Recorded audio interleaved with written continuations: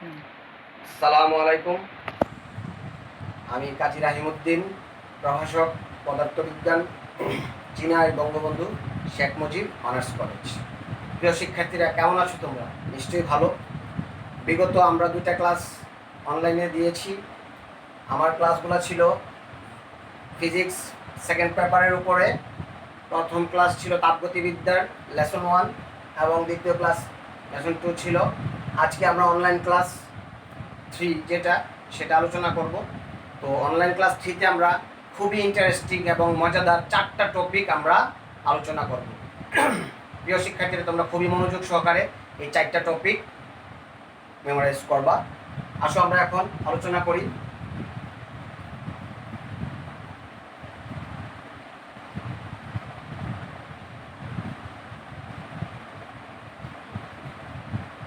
সমচাপ প্রক্রিয়া এবং সম আয়তন প্রক্রিয়া এবং সমুষ্ণ প্রক্রিয়া এবং ঊর্ধ্বতাপীয় প্রক্রিয়া।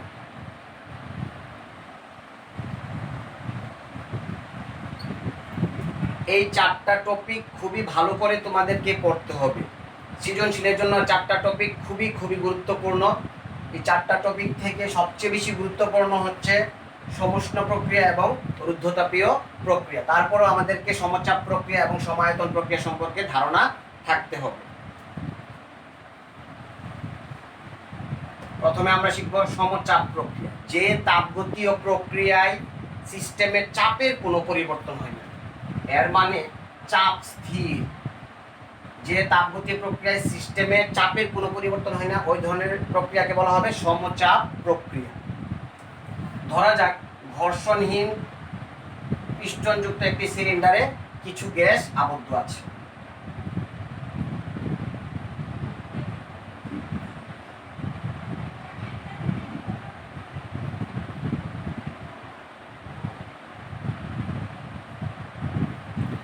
ধরা যাক চিত্রে আমরা একটা সিলিন্ডার দেখালাম। সিলিন্ডারে ঘর্ষণহীন পিস্টনযুক্ত সিলিন্ডারে কিছু গ্যাস আবদ্ধ আছে। তো গ্যাসের এই সিলিন্ডারের পিস্টনের ক্ষেত্রফল, প্রস্থচ্ছেদের ক্ষেত্রফল ধরলাম এ। পিস্টনের প্রস্থচ্ছেদের ক্ষেত্রফল যদি হয় এ এবং গ্যাসের চাপজনিত বল সেটা হবে পি এ, কারণ আমরা জানি চাপ ইকুয়াল টু বল বাই ক্ষেত্রফল। সো আমরা লিখতে পারি F equal to P A. এখন ধরা যাক গ্যাস প্রসারিত হয়ে এই পিস্টনটাকে অল্প একটু দূরত্ব সরালো। সেই ক্ষেত্রে অল্প দূরত্বকে আমরা দেখালাম ডিএক্স। তাহলে এই যে পিস্টনটিকে এখান থেকে এখানে সরিয়ে আনলো, অল্প দূরত্বে কাজ হলো, তাহলে পিস্টনটিকে সরাইতে যে কৃতকাজ হয়েছে, তাহলে কৃতকাজের ফর্মুলা আমরা বলতে পারি কৃতকাজ আমরা জানি কাজ ইকুয়াল টু বল ইন্টু সরণ। তাহলে আমরা লিখতে পারি এফ ইন্টু অল্প দূরত্ব, সেক্ষেত্রে আমরা এফ ইন্টু ডিএক্স লিখে ফেললাম। এখন যদি আমরা পিস্টনটাকে তার সাম্যাবস্থায় রাখতে চাই, তাহলে বিপরীতমুখী একটা বল প্রয়োগ করতে হবে। এই ক্ষেত্রে আমরা এফ এর মান আমরা পেয়ে গেলাম পি এ, আর এখানে আছে আমার ডিএক্স। এই ক্ষেত্রফল এবং একটু দূরত্বকে আমরা একত্রে লিখতে পারি পি ইন্টু ডিভি, আয়তন এর পরিবর্তন। প্রিয় শিক্ষার্থীরা, দেখো আমরা খুব সুন্দর একটা সূত্র পেয়ে গেলাম, d W equal to P into dV. কৃতকাজ ইকুয়াল টু চাপ ইন্টু আয়তনের পরিবর্তন। তাহলে আমরা একটা অনুধাবন প্রশ্ন আমরা পারতে পারি যে সমচাপ প্রক্রিয়ায় কৃতকাজ চাপ এবং আয়তনের পরিবর্তনের গুণফলের সমান। তাহলে আমরা লিখতে পারি d W equal to P into dV কে আমরা লিখতে পারি ভি2 মাইনাস ভি1। খেয়াল করো শিক্ষার্থীরা, এক্ষেত্রে ডিভি মানে হচ্ছে আয়তনের পরিবর্তন, ভি2 দ্বারা আমরা চূড়ান্ত আয়তন বুঝিয়েছি এবং ভি1 মানে হচ্ছে আদি আয়তন। প্রশ্নে এরকম উল্লেখ থাকতে পারে যে গ্যাস প্রসারিত হয়ে 150 মিটার থেকে 300 মিটারে চলে, 150 মিটার কিউব থেকে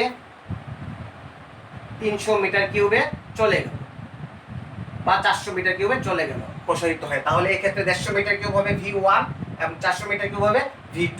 তাহলে আমরা ইজিলি কৃতকাজটা বের করতে পারব।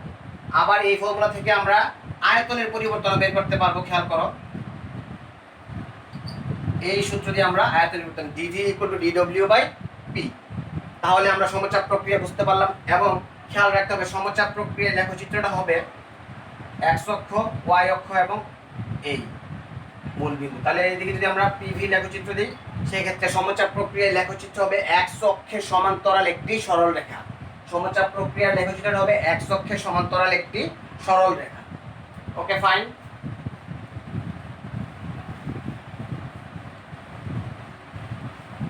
এখন আমরা শিখব সম আয়তন প্রক্রিয়া।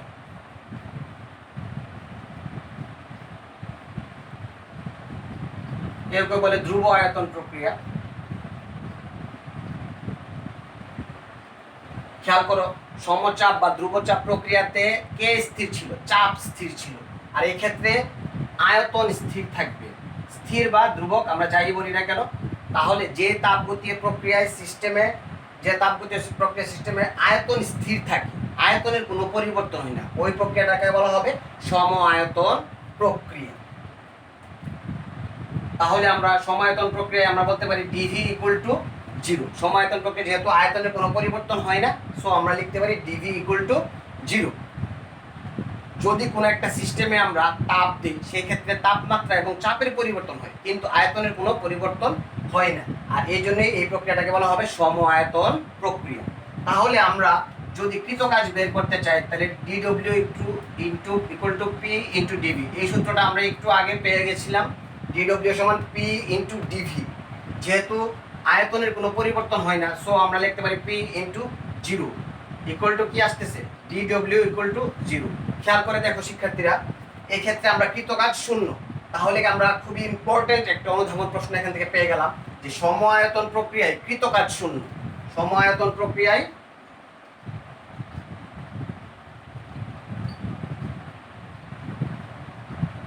কৃতকাজ 0।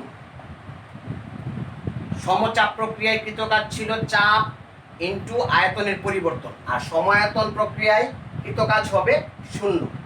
এখন যদি আমরা তাপগতিবিদ্যার প্রথম সূত্রে যাই, তাহলে কি দাঁড়াচ্ছে ব্যাপারটা? তোমরা জানো তাপগতিবিদ্যার প্রথম সূত্রে আমরা দেখিয়েছিলাম যে d Q equal to d U plus d W. তাহলে কৃতকাজ 0 আমরা এখন দেখাইলাম। তাহলে যদি আমরা কৃতকাজের মান বসাই, তাহলে কি দাঁড়াচ্ছে? D Q equal to d U. খেয়াল করে দেখো, তাহলে সম আয়তন প্রক্রিয়ায় তাপ শক্তিটা কার সমান?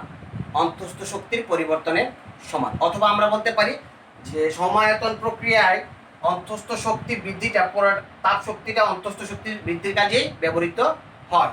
এটাও আমার একটা অনুধাবন প্রশ্ন। সমায়তন প্রক্রিয়ায় অন্তঃস্থ শক্তি বৃদ্ধিটা তাপ শক্তির কাজে বা তাপ শক্তিটা অন্তঃস্থ শক্তির বৃদ্ধির সমান। তাহলে এই ক্ষেত্রে যদি আমরা লেখচিত্রটা দেখাই, এক্স অক্ষ ওয়াই অক্ষ, এটাও মনে রাখতে হবে ওয়াই অক্ষের সমান্তরাল একটি সরল রেখা।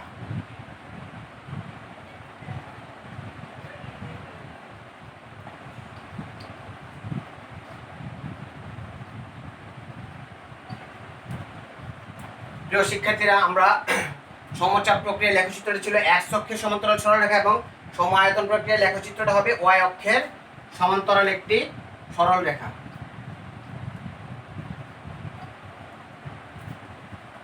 এখন আমরা আলোচনা করব নাম্বার 3, সেটা হচ্ছে সমুষ্ণ প্রক্রিয়া।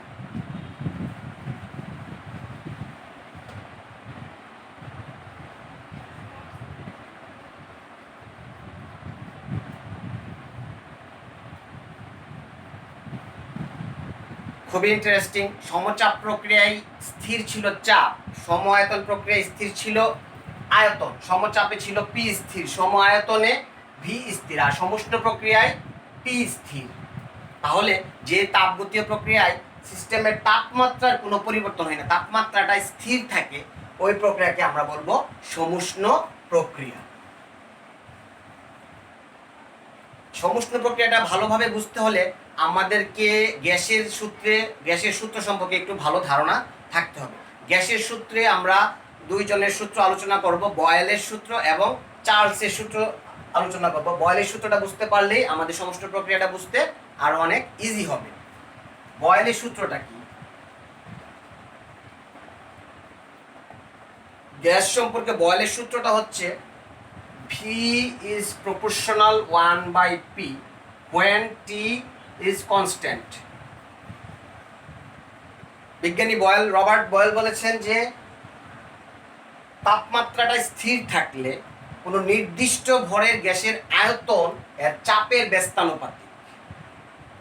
আবার মনোযোগ দিয়ে শুনো, তাপমাত্রা স্থির থাকলে নির্দিষ্ট ভরের কোনো গ্যাসের আয়তন এর চাপের ব্যস্তানুপাতিক। দ্যাট মিনস চাপ বাড়লে আয়তন কমে, চাপ কমলে আয়তন বাড়ে, একটা আরেকটার ব্যস্তানুপাতিক।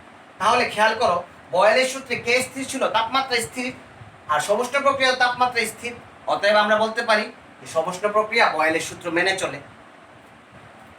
সুতরাং আমরা বলতে পারি সমষ্ণ প্রক্রিয়া বয়েলের সূত্র মেনে চলে।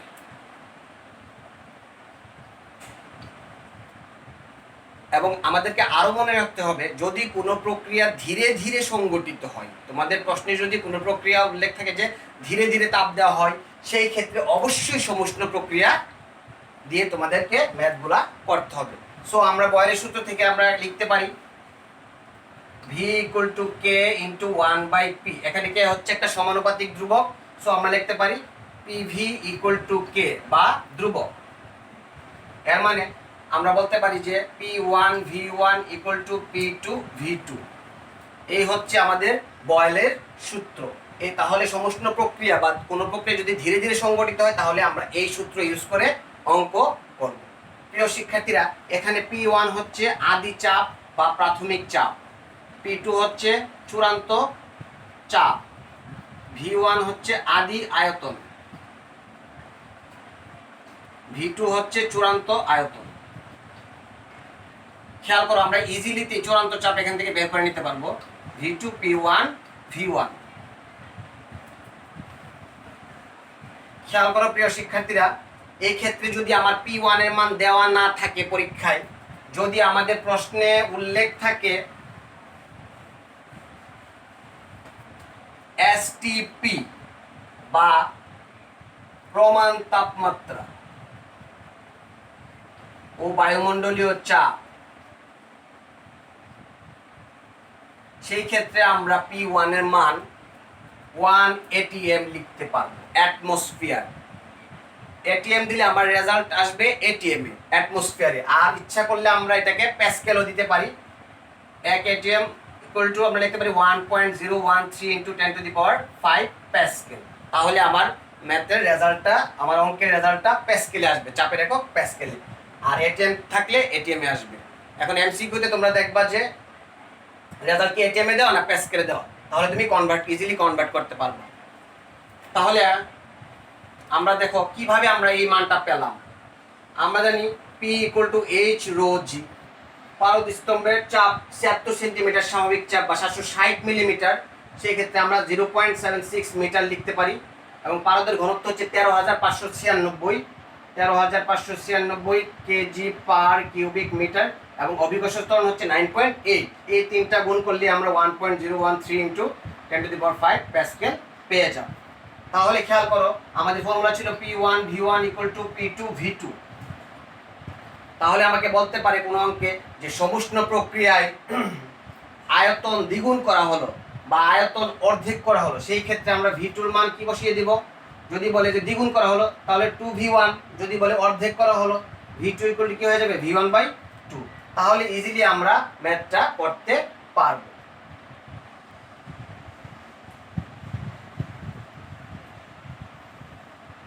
এখন আমরা শিখব সমষ্ণ প্রক্রিয়া করতে হলে আমাদেরকে আরেকটা সূত্র জানতে হবে, চার্লসের সূত্র। একটু আগে আমরা বললাম যে বয়েলের সূত্র, এখন আমরা শিখতে হবে চার্লসের সূত্র। বিজ্ঞানী চার্লস বলেছেন যে V = T, যখন P স্থির থাকে কোনো নির্দিষ্ট ভরের গ্যাসের আয়তন তাপমাত্রার সমানুপাতিক যখন চাপ স্থির থাকে। বয়েলের সূত্রে ছিল তাপমাত্রা স্থির, আর চার্লসের সূত্র হচ্ছে চাপ স্থির। চাপ স্থির থাকলে কোনো নির্দিষ্ট ভরের গ্যাসের আয়তন এর তাপমাত্রার সমানুপাতিক। সো আমরা লিখতে পারবো V = KT। কে হচ্ছে একটা সমানুপাতিক ধ্রুবক, সুতরাং আমরা লেখা যাবে V/T = K। সুতরাং লেখা যাবে V1/T1 = কি? V2/T2। এই ফর্মুলা দিয়ে আমরা অঙ্ক করতে পারবো। এখন আমরা এখানে যদি আমাদের কোনো মান না দেওয়া থাকে, প্রমাণ তাপমাত্রা লেখা থাকলে আমরা T1 এর মান 273 কেলভিন দিয়ে ম্যাথ করতে পারবো।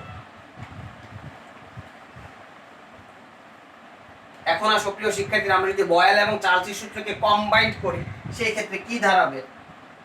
বয়েলের সূত্রটা ছিল ভি প্রপোর্শনাল 1/p এবং চার্লসের সূত্রটা ছিল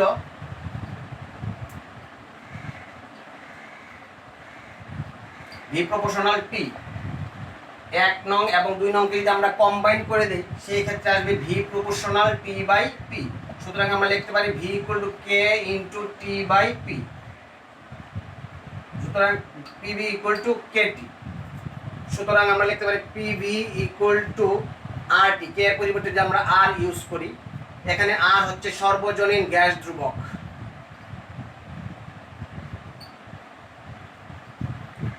আর এর মানটা আমাদেরকে মনে রাখতে হবে, R equal to 8.314 joule per mole per kelvin.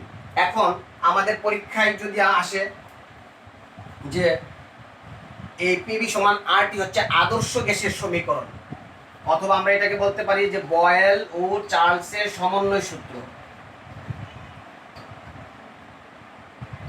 অথবা বলতে পারি আদর্শ গ্যাসের সমীকরণ।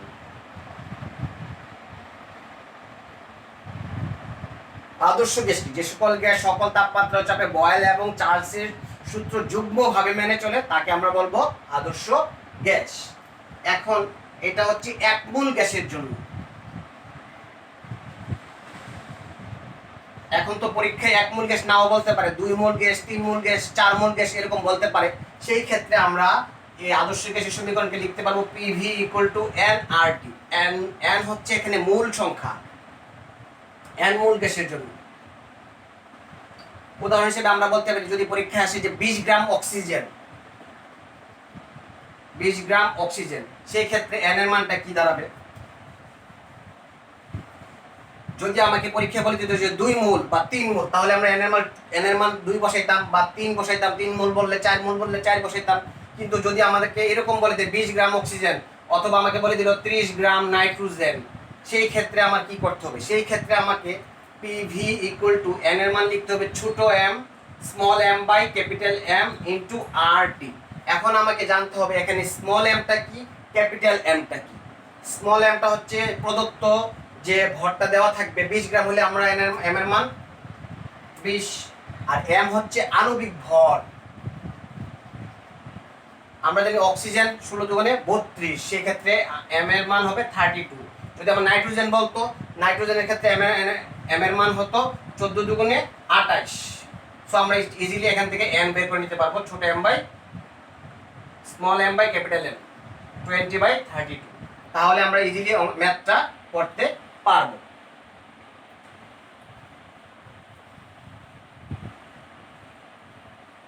আমরা ছিলাম সমুষ্ণ প্রক্রিয়াতে, এখন বয়েল এবং চার্লসের সমন্বয় সূত্র থেকে আমরা সমুষ্ণ প্রক্রিয়ায় কৃত কাজ কিভাবে বের করে সেটা দেখাবো। সমুষ্ণ প্রক্রিয়ায় কৃত কাজ খুবই ইম্পর্টেন্ট সৃজনশীলের জন্য। সমুষ্ণ প্রক্রিয়ায় কৃত কাজ,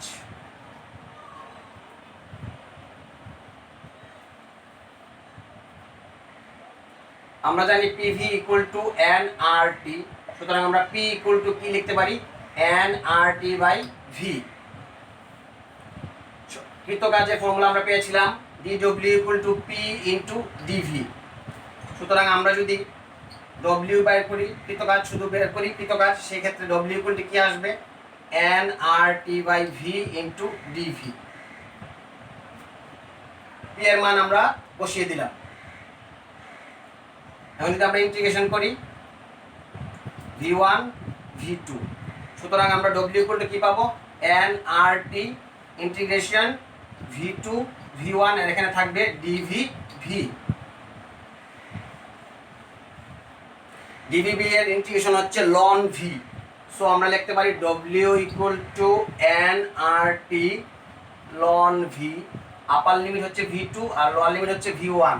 সুতরাং w ইকুয়াল টু আমরা পাবো nRT ln v2 minus ln v1।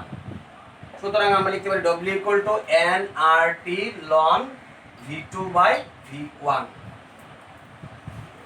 প্রিয় শিক্ষার্থীরা খেয়াল করো তোমরা, সমুষ্ণ প্রক্রিয়ায় কৃত কাজের ফর্মুলা হচ্ছে এটা।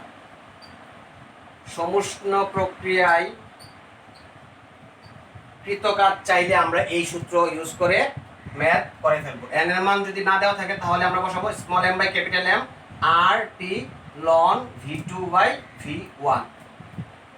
আর সর্বজনীন গ্যাস ধ্রুবক, টি হচ্ছে তাপমাত্রা, যদি সেন্টিগ্রেডে দেওয়া থাকে 273 যোগ করে আমরা কেলভিনে নিয়ে নিব। আর ভি2 ভি1 তো আগে আমরা একটু আগে বুঝিয়ে দিলাম। বড় এম হচ্ছে এখানে আণবিক ভর আর এম হচ্ছে প্রদত্ত ভর। এই চলে গেল আমাদের আজকে সমুষ্ণ প্রক্রিয়ায় কৃতকাজ। আর বাকি থাকে আমাদের লাস্ট টপিক রুদ্ধতাপীয় প্রক্রিয়া।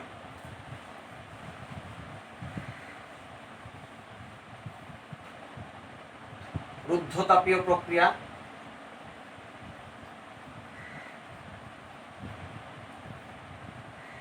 আমরা আগেই জেনেছি সমচাপ প্রক্রিয়ায় চাপ স্থির, সমায়তন প্রক্রিয়ায় আয়তন স্থির এবং সমুষ্ণ প্রক্রিয়ায় তাপমাত্রা স্থির থাকে। আর রুদ্ধতাপীয় প্রক্রিয়া হচ্ছে যে তাপগতীয় প্রক্রিয়ায় কোনো তাপ সিস্টেম থেকে বাইরেও যেতে পারে না বা বাইরে থেকে কোনো তাপ ভিতরেও প্রবেশ করতে পারে না, ওই ধরনের প্রক্রিয়াকে বলা হবে কি রুদ্ধতাপীয় প্রক্রিয়া। আরও মনে রাখতে হবে যে সমুষ্ণ প্রক্রিয়াতে আমরা কি জেনেছি, সমুষ্ণ ধীরে ধীরে সংগঠিত হলে সেটা হবে সমুষ্ণ প্রক্রিয়া। আর যদি কোনো প্রক্রিয়া খুব দ্রুত সংগঠিত হয় অথবা হঠাৎ সংগঠিত হয় ওই প্রক্রিয়াটাকে বলা হবে রুদ্ধতাপীয় প্রক্রিয়া। সমুষ্ণ প্রক্রিয়াকে বলা হয় আইসোথার্মাল প্রসেস আর এটাকে ইংরেজিতে বলা হয় অ্যাডিব্যাটিক প্রসেস। দ্রুত বা হঠাৎ, হঠাৎ করে একটা টায়ার ফেটে গেল, হঠাৎ দ্রুত, খুব দ্রুত ঘটলো, এই ধরনের প্রক্রিয়াকে বলা হবে কি রুদ্ধতাপীয় প্রক্রিয়া। এবং আমরা জানতে পারলাম যে রুদ্ধতাপীয় প্রক্রিয়ায় কোনো তাপ বাইরে যেতে পারে না, ভিতর থেকে কোনো তাপ বাইরে থেকে কোনো তাপ ভিতরে আসতে পারে না, ভিতর থেকে কোনো তাপ বাইরে যেতে পারে না। অতএব আমরা বলতে পারি ডি কিউ ইকুয়াল টু 0, তাপ শক্তি এখানে 0। এখন যদি আমরা তাপগতিবিদ্যার প্রথম সূত্রে যাই d Q equal to d U plus d W, তাহলে আমরা যদি ডি কিউ 0 বসাই তাহলে কি দাঁড়াচ্ছে d U plus d W. সুতরাং আমরা ডি ডব্লিউ পেয়ে গেলাম কি মাইনাস ডি ইউ। কৃতকাজটা ঋণাত্মক অন্তঃস্থ শক্তির পরিবর্তনের সমান। এখন সৃজনশীলে প্রশ্ন আসতে পারে যে কোন প্রক্রিয়ায় কৃতকাজ বেশি, সমুষ্ণ প্রক্রিয়ায় নাকি রুদ্ধতাপীয় প্রক্রিয়া? তাহলে তো আমাদেরকে রুদ্ধতাপীয় প্রক্রিয়ায় কৃতকাজটা জানতে হবে। রুদ্ধতাপীয় প্রক্রিয়ায় কৃতকাজের ফর্মুলা হচ্ছে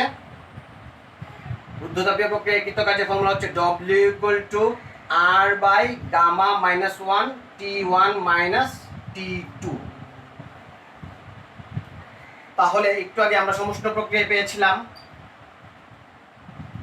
সমুষ্ণ প্রক্রিয়ায় কৃতকাজ পেয়েছিলাম W equal to nRT ln V2 by V1। তাহলে খেয়াল করো শিক্ষার্থীরা, সৃজনশীলের জন্য এটাকে যদি আমরা W1 দিয়ে দিই আর এটাকে W2 দিয়ে দিই তাহলে এই রেজাল্ট আর এই রেজাল্ট বের করে কম্পেয়ার করলে বোঝা যাবে যে কোন প্রক্রিয়ায় কৃতকাজ বেশি বা কোন প্রক্রিয়ায় কৃতকাজ কম। এখানে আমাদের একটা নতুন টপিক আসলো গামা। গামাটা আমরা আগামী ক্লাসে আলোচনা করব। গামার মান দেওয়া থাকবে।